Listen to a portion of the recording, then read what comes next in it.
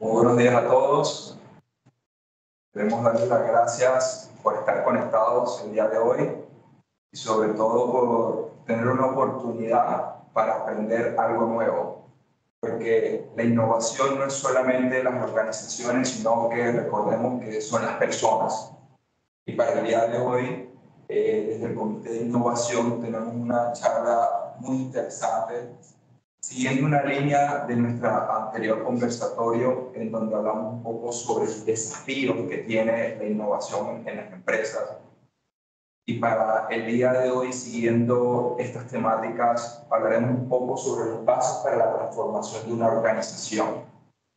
Y para eso tenemos a Federico Weiner, argentino, ingeniero electrónico, con una vasta experiencia en innovación y actualmente gerente de innovación empresarial en AES Panamá. Hablar de Federico es también hablar de su pasión por la aviación, por las impresoras 3D y sobre todo también porque le gusta mucho la lectura. Colega, amigo y agradecido por este momento en el cual nos va a compartir un poco de todo ese vasto conocimiento que tiene. Así que espero que todos puedan estar conectados y sobre todo escuchar con atención para hablar con intención, porque estos espacios son los que nos retroalimentan. Entonces, Federico, bienvenido y bueno, el público para ti. Muchas gracias, Giovanni, y bueno, gracias a todos los presentes por darnos un espacio para esta discusión. Vamos con la presentación. Bueno, y arrancando por el título de la presentación, yo creo que cuando hablamos de transformación es un tema muy amplio y que puede tener una cantidad de aristas o de interpretaciones. Entonces, para darle un poco más de enfoque, estamos hablando siempre desde la innovación, desde cómo una organización puede transformarse para iniciar un proceso hacia la gestión de la innovación y de repente entender también por qué se quiere realizar.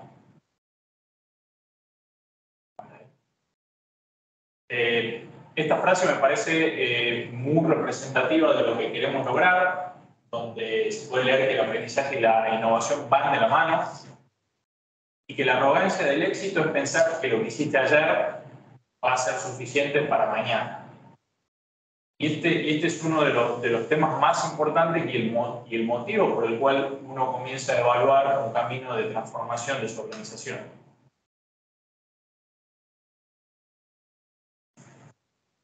Para darle seguimiento a esta sesión, hemos identificado una serie de pasos, donde el primer paso se identifica como vamos a transformarnos, esto es, la organización toma la decisión de emprender el camino hacia una transformación, hacia la innovación.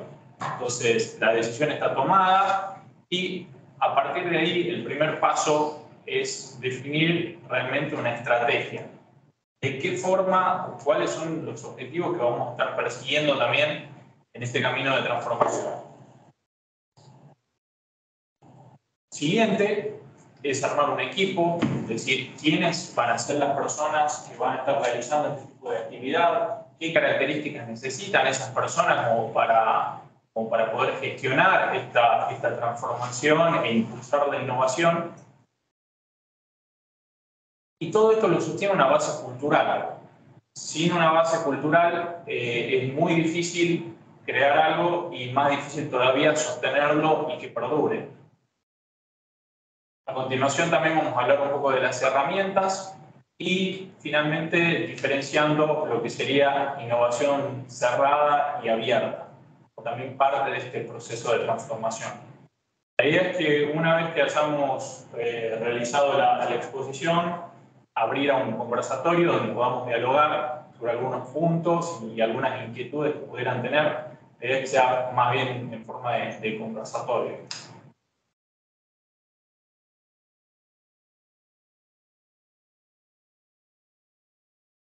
Y como primer paso decidimos que nos interesa realmente hacer este proceso de transformación Y esto lo hacemos porque realmente reconocimos de algún modo la importancia de la innovación.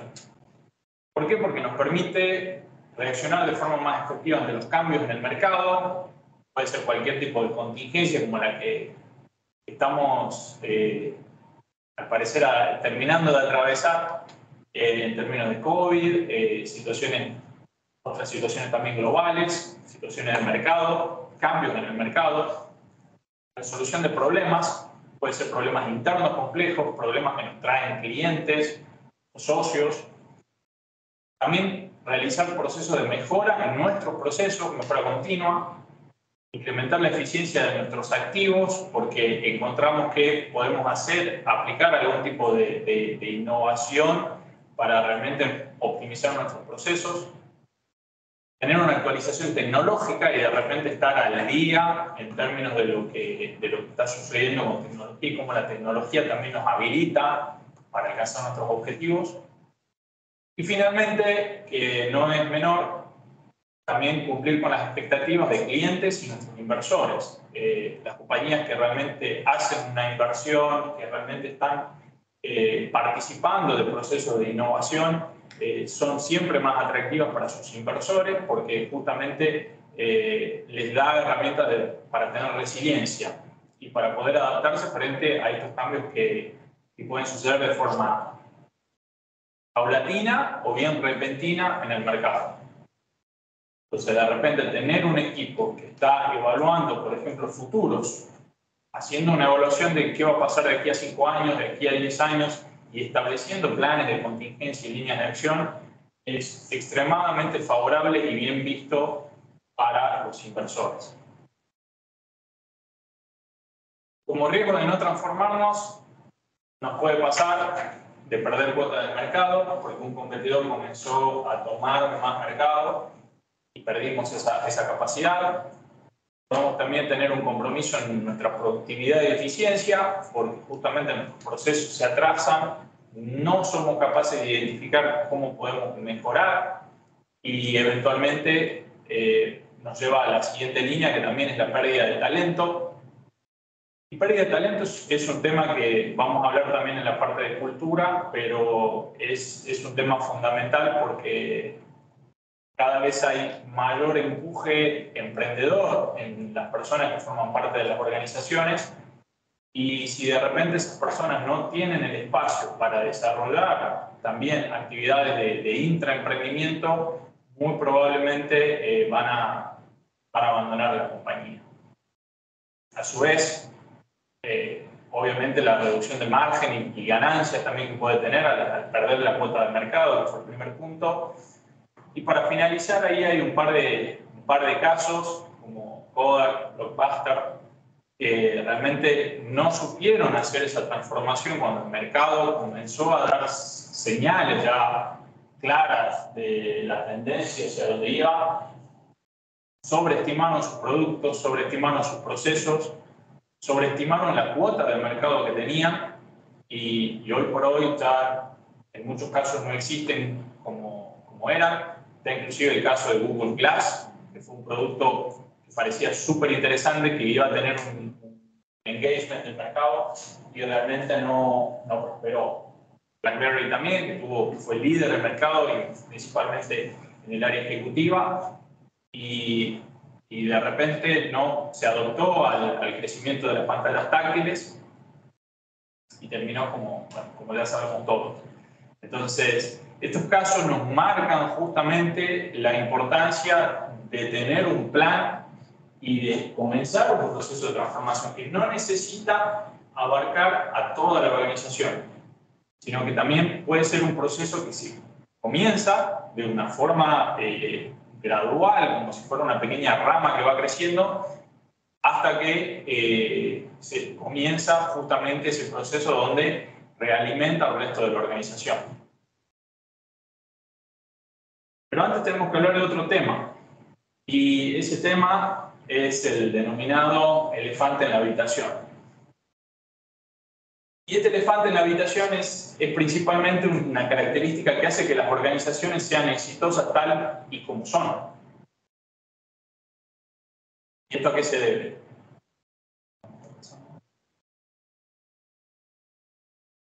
se debe a que las organizaciones, por su propia naturaleza, no están diseñadas para ejecutar una innovación. Una organización como tal es algo que se puede denominar un motor de rendimiento. El motor de rendimiento establece procesos altamente eficientes.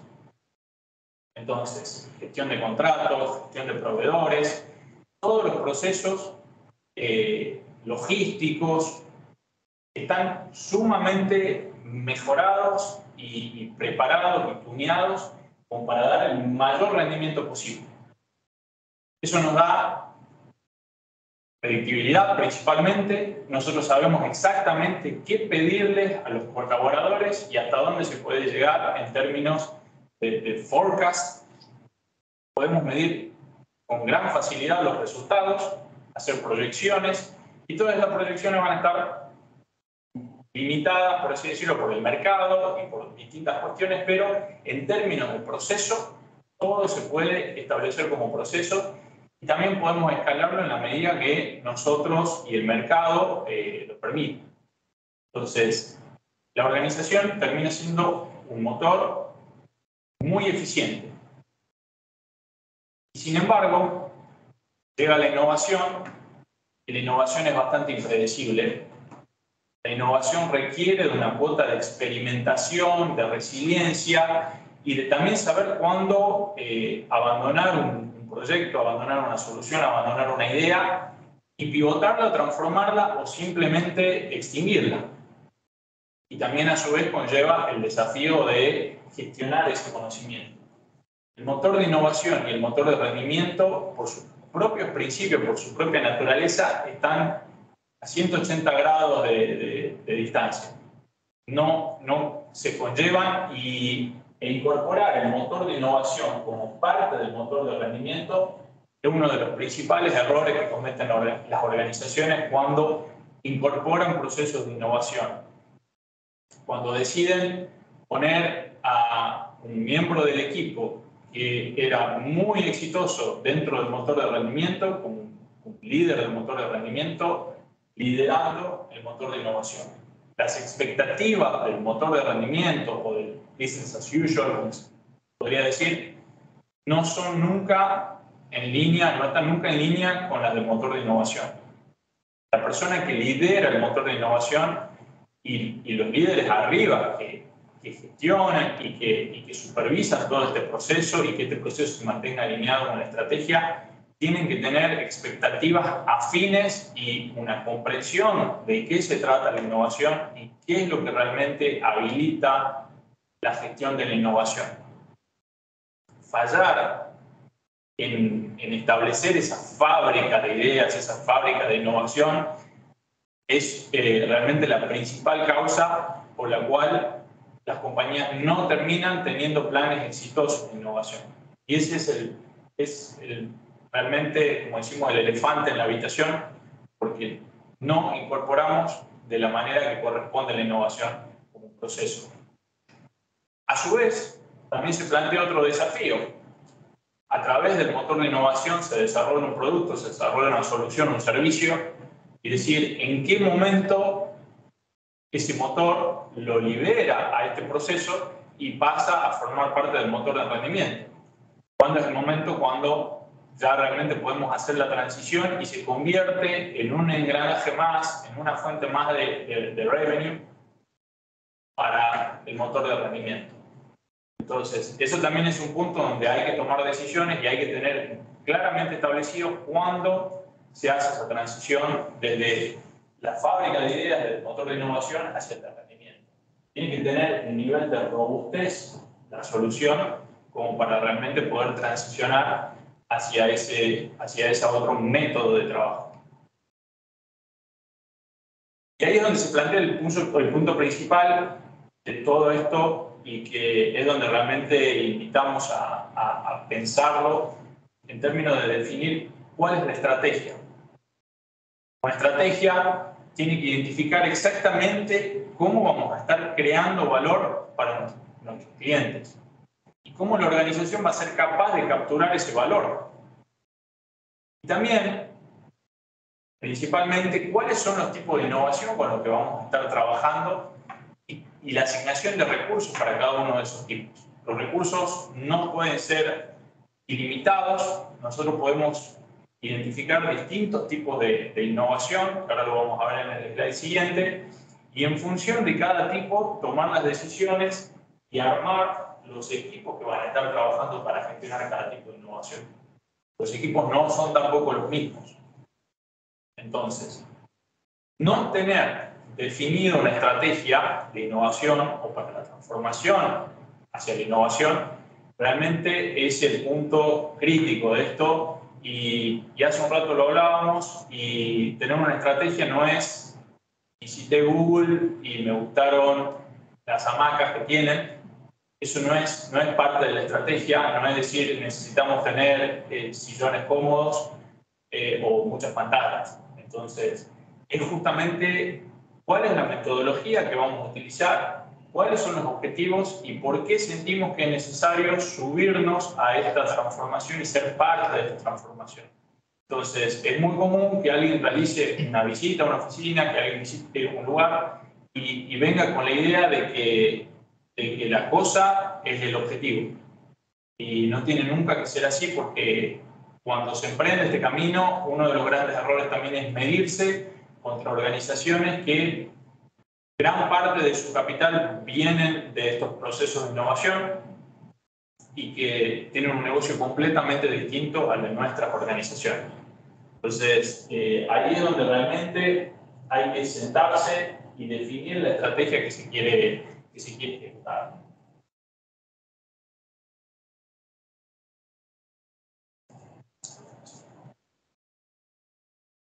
Está pasando la... Ahí está. Bueno, gracias. Y acá vemos a continuación, y hablando dentro de la estrategia, una forma también de caracterizar los tipos de innovación que nosotros podemos apuntar dentro de la organización. Esto va en función de los modelos de negocio y de las competencias técnicas que deben desarrollarse o aplicarse para los distintos tipos de innovación. A saber, son 4 tipos: disruptiva, arquitectural, radical y de rutina.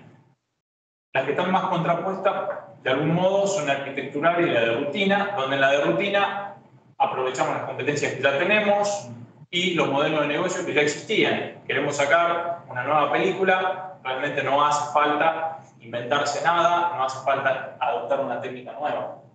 Pero en la arquitectural, si somos una farmacéutica y queremos comenzar a desarrollar, por ejemplo, medicamentos genéticos personalizados, implica que desarrollemos un nuevo modelo de negocio para que eso funcione y también competencias técnicas para adaptarnos a ese tipo de requerimientos. Mientras que en radical, competencias técnicas nuevas, por ejemplo, queremos nuevos paneles solares para instalar a nivel domiciliario, entonces se puede utilizar un modelo ya de negocio existente, pero adaptar las capacidades técnicas de nuestra organización como para poder satisfacer a ese modelo de negocio. Y cada uno de estos tipos de innovación requiere de un grupo, requieren de un equipo, requieren de una forma de trabajo que puede ser distinta en cada caso. Adoptar también un tipo de rutina tampoco está mal y es lo que hacen principalmente la mayoría de las organizaciones. Pequeños cambios que también sostienen el negocio, permiten iniciar ese proceso o mantener ese proceso de cambio y quizás en algún caso implementar arquitectural, radical o disruptiva, pero va a depender de cuál es el enfoque que tiene la organización. Pero es muy importante que quienes dirigen la organización entiendan estos modelos, entiendan estos tipos de innovación, entiendan realmente en qué áreas desean moverse y experimentar. Todo lo que está relacionado con gestión de la innovación tiene que tratarse como experimento. En ningún caso se puede tomar como algo que es un proyecto firme, porque la mayor probabilidad es que ese proyecto caiga. De algún modo no llegue a concretarse, y ahí es donde hay que gestionar y establecer también fuertemente el equipo y la cultura para gestionar esos elementos.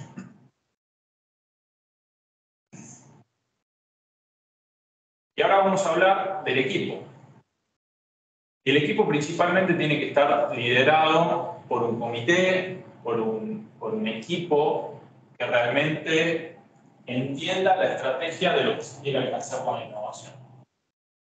Tenga objetivos claros, tenga metas claras sobre qué es lo que se quiere lograr y sea capaz, por ejemplo, de alocar un presupuesto, de habilitar un presupuesto. Se le puede dar el tratamiento de un Shark Tank, donde realmente se le hace una presentación y como tiburones ya, pero con un fuerte enfoque en el valor de la solución, en cuáles son los problemas que la solución resuelve y cuál es el approach que va a tener la organización para con esta solución. También son los encargados de, a nivel de una dirección top-down, establecer que esta solución pueda probarse en distintas áreas de la organización, que pueda tener realmente un mayor despliegue y engagement por parte de personas que pueden no estar convencidas en primera instancia o que pueden tener resistencia al cambio. Entonces, es uno de los componentes claves. Tienen que tener la visión de lo que se quiere lograr a través de la gestión de la innovación. Luego sigue lo que sería un equipo que realiza la coordinación de la ejecución. Para la coordinación de la ejecución es necesario también tener visibilidad sobre lo que está sucediendo en la organización, la capacidad de identificar oportunidades, la capacidad de identificar sinergias dentro de las líneas de trabajo, de las líneas de ejecución. Y esto funciona tanto para la innovación cerrada como para la innovación abierta, que ya vamos a ver también en detalle mientras avancemos. Acá quiero destacar algo que no dijimos al inicio, y cada uno de estos puntos que vamos viendo, cada uno de estos slides, podría ser un tema completo. Entonces, este realmente es un tema muy amplio y la idea es que esto sea más bien un repaso general sobre los puntos, pero como entenderán es muy dificultoso o imposible profundizar realmente en todos los puntos que estamos viendo. Establecer un equipo para la coordinación de la ejecución es también un punto crítico, porque este equipo tiene que ser muy empático, pero también muy objetivo en términos de qué es lo que se pretende lograr y cómo se va a lograr ese objetivo y en qué tiempo. Tiene que haber también un plazo para la ejecución. Y ese plazo está relacionado también con el capital que se aloca para esta innovación o este desarrollo que uno realiza en la organización. Y a continuación pueden venir lo que son células de ejecución. Estas células de ejecución van a estar compuestas, integradas por equipos reducidos de personas. Ahí puede utilizarse esta teoría de las dos pizzas. Entonces, si no alcanzan dos pizzas para que coma una célula, tenemos un problema, hay demasiada gente. Entonces, ahí, en estas células, son células dinámicas, donde los miembros que integran la célula pueden estar hoy en la célula 1, mañana en la célula 3, y la idea es que sea gente que sea capaz de investigar el mercado, de entender la necesidad, de documentar todo lo que está sucediendo, y a su vez, y finalmente, un equipo de soporte. Ese equipo de soporte puede ser IT, puede ser una compañía tercera que dé soporte desarrollando, por ejemplo, mockup, haciendo un estudio del mercado. Puede ser cualquier grupo que realmente nos permita acelerar el proceso de la célula y que la célula no se enfrasque en una investigación que lleve meses sin poder dar un resultado o dar algún tipo de respuesta. Y ahí es donde viene un tema interesante en términos de las características de este equipo. Las características en términos de perfiles. Ahí identificamos 4 tipos principales, como para tenerlo también reducido a no tantas variables, y donde caracterizamos a los pensadores, que van a ser personas analíticas, técnicas, muy enfocadas en la resolución de problemas prácticos. y también con un enfoque financiero. No tener un enfoque financiero en un equipo de innovación es un error gravísimo, más para una organización que necesita mostrar resultados también del tipo financiero. Innovadores, otro grupo, son personas que son capaces de integrar. No hay que olvidarse que cuando hablamos de innovación no estamos hablando de tecnologías extremadamente alocadas, sino que estamos hablando de, en la mayoría de los casos, cuando estamos dentro de una organización, de nivelar, de achicar un gap. No estamos hablando de enviar un cohete o de algo extremadamente disruptivo. En la mayoría de los casos es una nivelación. Parte de esa nivelación es la capacidad que tiene el innovador de encontrar relación entre cosas que están aparentemente inconexas. Esa es la principal habilidad y para los equipos de recursos humanos es el principal desafío. Identificar a esas personas que tienen el perfil de innovador, el perfil de identificar conexiones. Son capaces de conceptualizar, creatividad, claramente, y también, su nombre lo indica, de innovar. Los humanitarios, y ese también es un perfil súper importante porque son personas que enseñan, son personas que documentan, son personas que se comunican, entonces también establecen vínculos para justamente encontrar oportunidades. Y después están los organizadores, que son justamente las personas que van a planificar, que van a administrar y que van a soportar en la implementación. Tener un equipo lleno de innovadores, o lleno de humanitarios, o lleno de pensadores, de organizadores, no lleva al éxito también de un emprendimiento y de un proceso de transformación. Entonces es fundamental poder perfilar a los miembros de una organización como para identificar el equipo que mejor puede funcionar. Pero ese equipo, esa célula, como hablábamos hace unos momentos, no es constante, no necesita ser constante. Y el equipo que inició el proceso no va a ser necesariamente el equipo que finalice el proceso. Sería casi un error que el equipo que lo inició lo finalice, porque como ustedes pueden ver, en cada uno de esos diagramas y de esas instancias del desarrollo de una transformación o un proceso de desarrollo de productos, hay una serie de transiciones. Fíjense que cuando dice diseñar el futuro, la parte del innovador está extremadamente excedida, porque estamos innovando.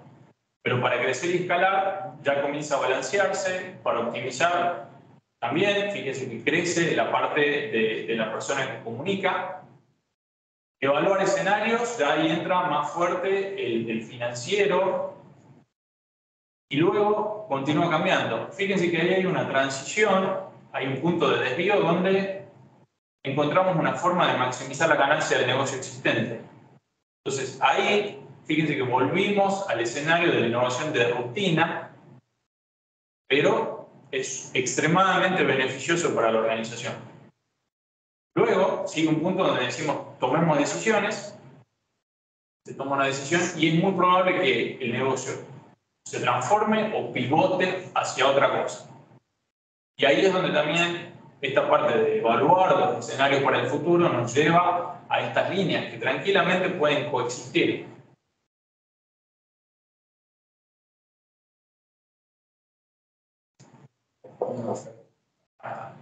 Bueno, cuando hablamos de cultura y espacio, fíjense que vamos de a poco quitándole capas a la cuestión y ahora estamos en una cuestión que es central, que es la cultura, que se genera en torno a la gestión de la innovación y a la innovación misma, y el espacio también que uno dedica para la innovación. Ahí hablamos de espacio físico como también espacio de tiempo para la colaboración. Un espacio de innovación, puede llamarse laboratorio de innovación, no necesita tener grandes instalaciones. Puede ser una oficina con un par de escritorios, pero es muy importante que haya un espacio dedicado y que ese espacio haya también incorporado o se incorporen metodologías como para que cuando alguien va al espacio no sea un espacio para tener una reunión, para tomarse un café, o para sentarse en un espacio aislado para que no lo molesten durante una reunión.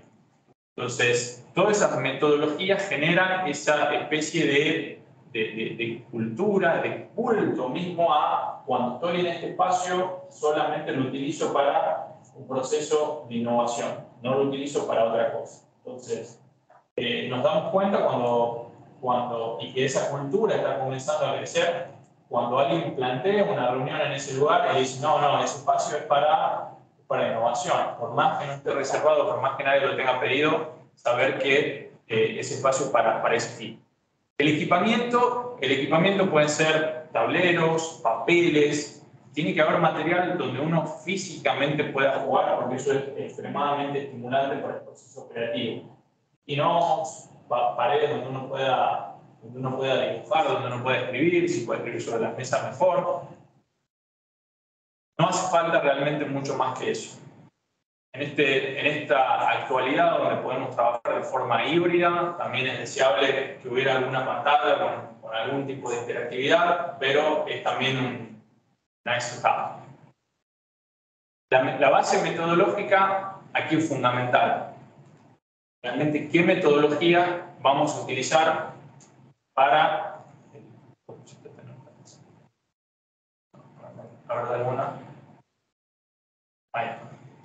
¿Qué metodología vamos a utilizar para las distintas actividades relacionadas con la gestión de la innovación? Tenemos múltiples técnicas, tenemos Design Thinking, por ejemplo, para llevar a cabo todo este proceso de entrevistar, por ejemplo, a colaboradores, a terceros, y realmente, eventualmente, co-crear o desarrollar algún tipo de solución. En términos de la cultura, ahí es un tema crítico, realmente cómo generamos y cómo medimos esa cultura. ¿Cómo medir, por ejemplo, cuánta gente está proponiendo ideas, cuánta gente está participando de alguna forma, cuánta gente no participa, cuánta gente toma capacitaciones? Entonces, todas esas cuestiones pueden medirse y realmente entender si estamos desarrollando una cultura o si simplemente la gente está o se siente obligada a participar. Una forma también como para comenzar a generar la atracción es a través de los objetivos. Entonces, setearlo como un objetivo el hecho de participar y no participar necesariamente como un ideador o como un campeón de la innovación, sino también como un embajador o como un soporte. De repente yo no tengo la idea, yo no estoy llevando el proceso, pero soporto a mis compañeros porque sé de modelos financieros, tengo experiencia en legal, tengo experiencia en cualquier otra actividad que pueda aportarle al avance y a sumar en esa gestión del cambio. Desde las comunicaciones, también, qué publicaciones van a salir, a través de qué medios, qué redes, si va a ser solamente comunicaciones internas de la organización, cómo también mostramos a las personas que están formando parte de la innovación y a las personas también que queremos que formen parte. Entonces, todo esto tiene que estar alineado, inclusive el equipo de recursos humanos, por medio de lo que hablábamos hace unos momentos, identificación de los perfiles, análisis de stakeholders. De repente, cuando se está llevando toda esta transformación, identificar quiénes son las personas que son campeones, quiénes son las personas que son neutrales y quiénes son las personas que son detractoras del proceso. Todo eso existe y lo fundamental es encontrar de qué manera se convierte a un detractor y cuál es el nivel también de influencia que tiene esa persona para obstruir o para promover los procesos de transformación. Todo eso es necesario mapearlo y establecer planes de acción para esa transición. Eso justamente aporta a convertir la cultura y a avanzar en el proceso de gestión. Los tiempos que vamos a manejar también para dar ese feedback. Cuando alguien plantea una idea o cuando se establece un plan de acción, tiene que haber también procesos Y la innovación no tiene que ser algo librado al azar. Todo se puede establecer dentro de procesos. Entonces, en definitiva, dentro de la gestión de estas transformaciones y la innovación, hay realmente muy poco de innovación y mucho del proceso que se va a utilizar para la gestión. No hay que considerar que todo esto es un proceso completamente librado al azar.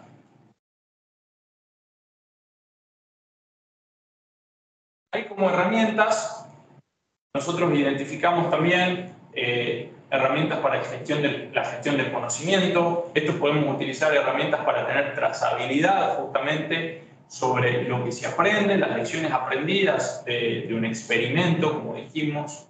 Todos los proyectos de innovación tienen que considerarse un experimento. Entonces, hacer esa gestión del conocimiento. Las herramientas de experimentación, que pueden ser, como decíamos, herramientas digitales, herramientas de prácticas también y metodológicas.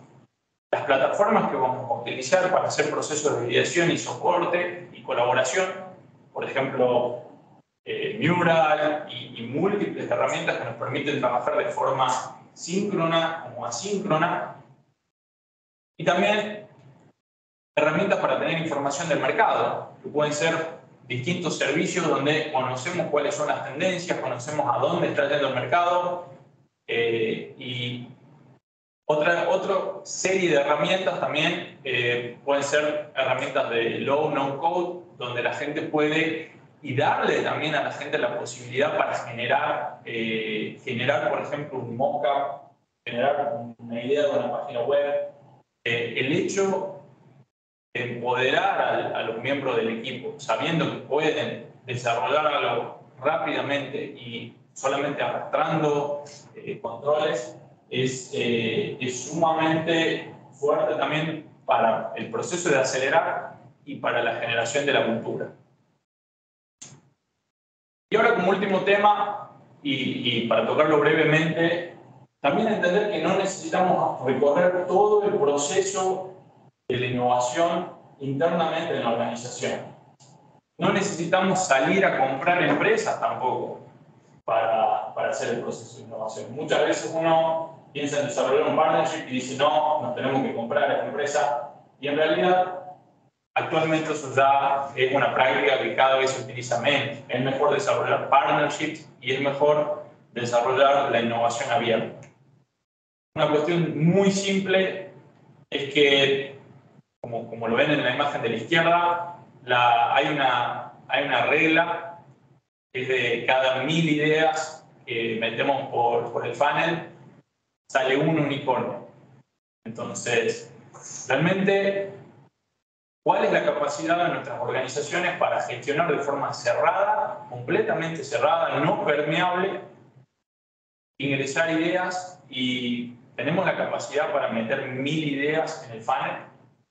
¿No es mejor ir por un esquema de innovación abierta donde podemos identificar distintos partners, startups que están en el mercado y que nos pueden dar insight y recibir también insight de nuestra parte, y las células que nosotros tenemos pueden gestionar múltiples proyectos? A diferencia del otro caso donde una célula puede trabajar en uno o máximo 2 proyectos a la vez. Entonces esto nos permite abrirnos al mercado y también mitigar riesgos. Y ahí hay una tabla de comparación donde se tocan los temas principales, la diferencia entre la innovación cerrada y abierta. Yo creo que el principal aspecto es que nuestros colaboradores clave, las personas más talentosas de la organización, quedan vinculadas de forma casi exclusiva con un proceso de innovación cerrada, mientras que la innovación abierta, esas personas pueden ser asesores, pueden ser consultores, pueden tener una intervención muy breve en el proceso y no quedan tan comprometidas con el proceso de innovación, porque no necesariamente también es la naturaleza de esas personas tener ese tipo de involucramiento constante. Entonces, realmente la innovación abierta permite reducir riesgos y permite incrementar la cantidad de soluciones con las que podemos estar trabajando y acelerar ese proceso de transformación. Justamente con mucho menos recursos y principalmente protegiendo lo que es la propiedad intelectual y toda la información de la organización, que también es fácilmente protegible por medios legales. Con eso concluiría los puntos que teníamos para discutir. Vamos a la siguiente slide y ahora, como para que puedan abrir los micrófonos y dialogar, crear consultas, comentarios.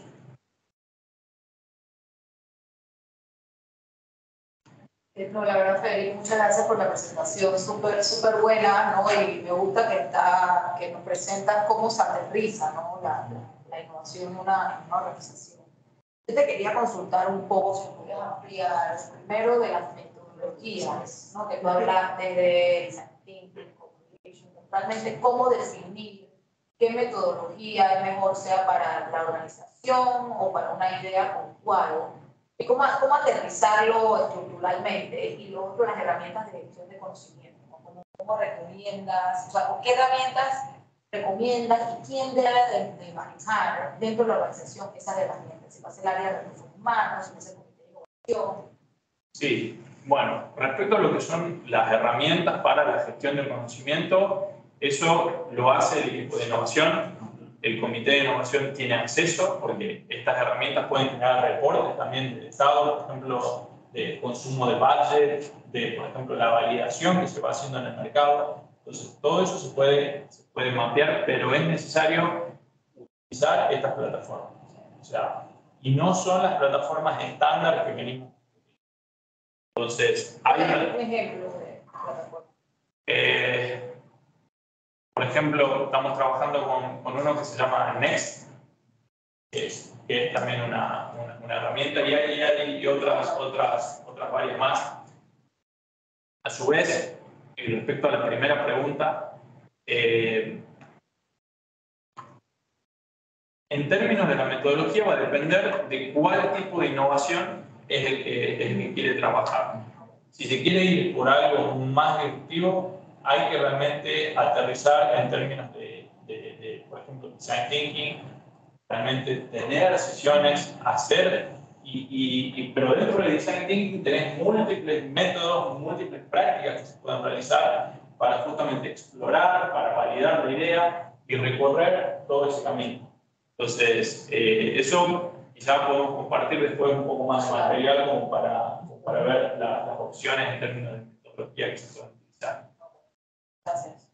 Que va a depender mucho de la etapa, pues, dependiendo de la etapa y de la etapa y de la cantidad de personas que están involucradas. Si de repente trabajar con un equipo de 8 personas no es lo mismo que un equipo de 2, entonces todo eso cambia también en términos de la herramienta que se utiliza. No sé si hay, no, por favor. Si hay otra pregunta, comentario, aporte, claro. Queja. Ahí está el mismo. ¿Qué estrategia recomiendas para la gestión de entrega de resultados, considerando que la innovación es un proceso pivotante e interactivo? Fundamentalmente, es una muy buena pregunta, Pablo. Fundamentalmente, en ese aspecto, es muy importante medir y tener bien identificados y comunicados cuáles son esos resultados que se esperan. Tiene que estar muy claro, y tiene que estar muy claro fundamentalmente el propósito de los resultados que queremos obtener. Entonces, y ahí hay un punto muy interesante que es un proceso pivotante. Entonces, es muy probable que la solución que termina siendo comercial sea completamente distinta a lo que se planificó en un principio. Entonces, ahí, por ejemplo, lo que se establece es que cada cambio que se realice tiene que considerarse un experimento, una generación nueva de la solución. Y nunca medir una generación nueva contra una generación vieja de la solución, porque era otra versión, era otro paradigma, era otro grupo de gente. Entonces hay que sacar y hacer una extracción también del aprendizaje de cada una de esas generaciones, iteraciones o experimentos, y pasarlo, transferir solamente el aprendizaje hacia el experimento siguiente. Entonces, ese proceso hay que respetarlo y hay que documentarlo muy bien también, en términos de cuánto tiempo se utilizó, cuánto presupuesto se utilizó, cuánta gente participó. Muchas veces se documenta el dinero que se aloca, pero no la cantidad de gente que participa. Y eso también es dinero. Y no puede ser ilimitado. Entonces, tiene que haber, cuando nosotros hablamos de este tema, siempre lo hablamos como una pista de avión, una pista de aterrizaje, y realmente decir cuándo se termina la pista, cuánto combustible utilizaste para despegar, cuál es el plan para recuperar también ese dinero. Entonces, todo eso es parte del proceso y tiene que estar todo documentado. Yo quería consultar lo siguiente. Las multinacionales realmente se apoyan mucho en la parte tecnológica. Las empresas de telecomunicaciones son un ejemplo que dejaron de ser quienes proveían enlaces a proveer soluciones, a tener departamentos donde se ven alianzas y donde se ve parte de esa innovación. Pero las empresas en sí conocen sus problemas, conocen dónde están sus bloques. Y a veces es difícil la comunicación entre la empresa y ese equipo de innovación dentro de la parte de las telecomunicaciones. Entonces, ¿cómo decirle a un mercado que unan esfuerzos o traspases en información? ¿Cuál sería la forma como realmente se lleva toda esta teoría a algo práctico y que se solucione? Sí. Ahí, fundamentalmente, lo que falta es justamente esa gestión transversal. Entonces, es necesario establecer una gestión transversal y por medio también de herramientas que permitan apalancar y generar ese vínculo. Muchas veces nosotros vemos que se manejan como silos. Y pasa cuando también es una multinacional donde este país lo gestiona de una forma, este país de otra, y uno cuando hace dos pasos para atrás ve que cometen los mismos errores y que se pierde un montón de dinero, de experiencia, de gente en el proceso. Entonces, es necesario hacer una gestión transversal. Y esa gestión transversal tiene que formarla un equipo transversal también. No podemos tener un equipo que venga de uno de los hilos para gestionar algo transversal. Entonces, tiene que ser algo completamente separado. Lamentablemente, ¿no? Porque a veces lo vemos como un sobrecosto, un esfuerzo muy grande, pero quizás tratar un equipo de innovación y de innovación transversal como un equipo de recursos humanos, que es transversal a la organización. Si seguimos tratando la innovación como silos, van a seguir pasando ese tipo de cuestiones. Y va a faltar empatía entre los procesos, ¿no? Porque un área considera que la otra es menos importante o que no es vital para el funcionamiento. Entonces, ahí es donde viene el principal problema. Es necesario que sea algo lo suficientemente separado y lo suficientemente cercano, como lo es el caso, por ejemplo, de recursos humanos, para que realmente esté ese tipo de involucramiento. Si no, no funciona. Tenemos una última acá de Ana Raquel. Gracias por la presentación.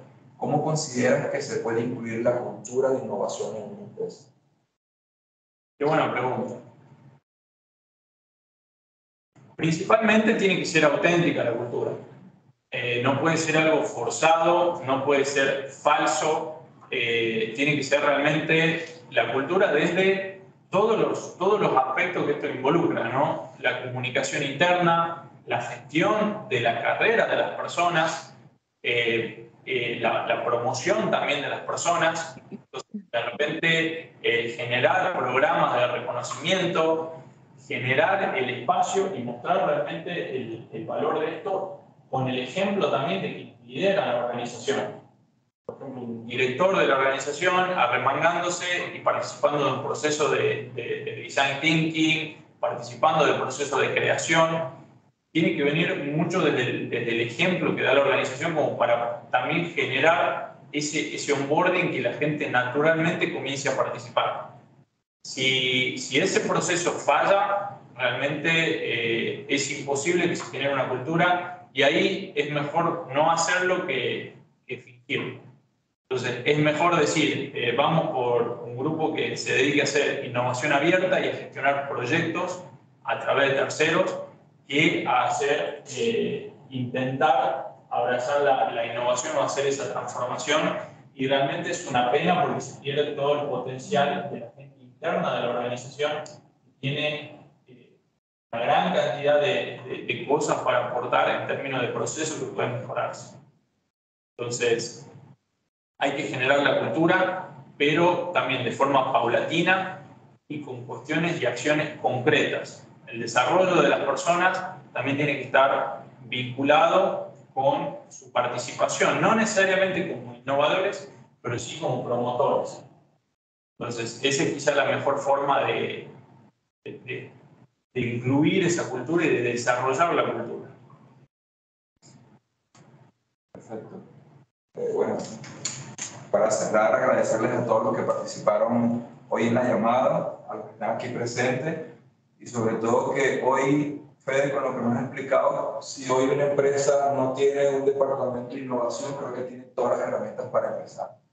Porque fue muy explícito todo lo que nos compartiste, y sobre todo que la innovación siempre la pensemos desde el ser, desde las personas, que las personas que estuvieron participando también digan, oye, me gustaría participar a través de la cultura o también promoviendo un poco de los niveles de innovación que hay dentro de ella, consultarse dentro de la organización, se está planeando o se está pensando, porque muchas veces la información no llega a todas las áreas. Entonces es comenzar a incentivarnos, porque si no hacemos el cambio nos vamos quedando rezagados. Y vemos que el COVID nos ha enseñado una lección muy importante, y es que la innovación no es de momento, sino para toda la vida.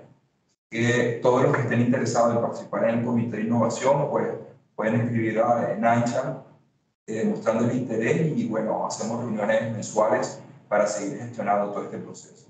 Muchísimas gracias y lo esperamos en una próxima ocasión.